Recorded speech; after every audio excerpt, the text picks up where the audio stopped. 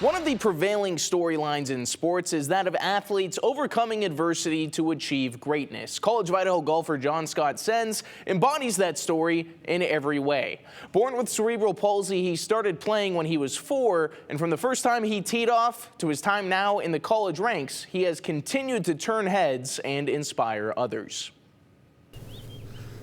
A game defined by precision, routine, fluid movement, and the mastery of a perfect swing. Nope, that's... Scott Senz never let cerebral palsy stop him from chasing his dream.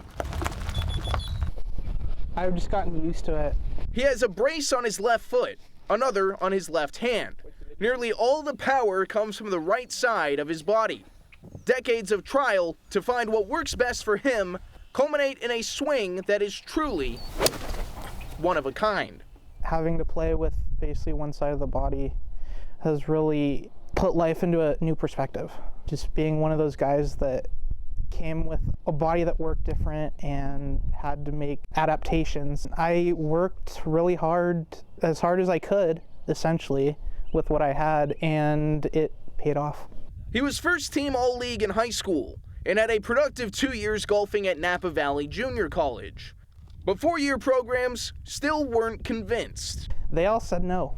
Except the College of Idaho. His technique and setup was a little bit different. And I'll be honest, I probably questioned a little bit at first and then watched him bomb a couple baby draws, and I was like, okay, this guy actually, he can get the ball around.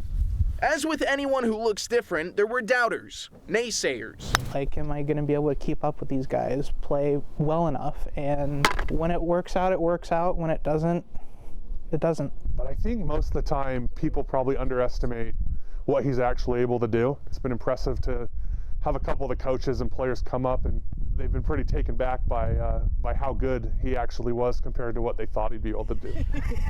But in the golf world, that doubt quickly turned to support. Once they realized that, John Scott wasn't going to back down, he has been able to, overcome what for the majority of people would have been just a game breaker, a stopper.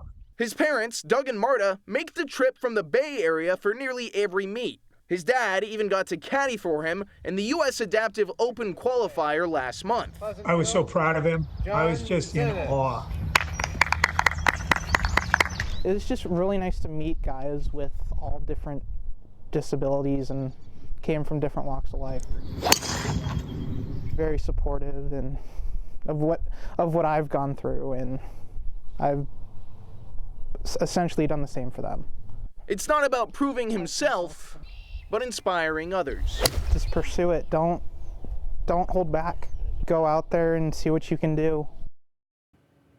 Brady, that was so inspiring. I love that. It's not about proving himself, but inspiring others, and that story certainly did that, Brady. Yeah, and he made it very clear throughout our time, the support he gets is what makes it all happen, especially at the College of Idaho, both from their staff, their professors, but also the other students and student athletes who are showing up for their events. Very cool. Very, very cool. All right, we're back after this.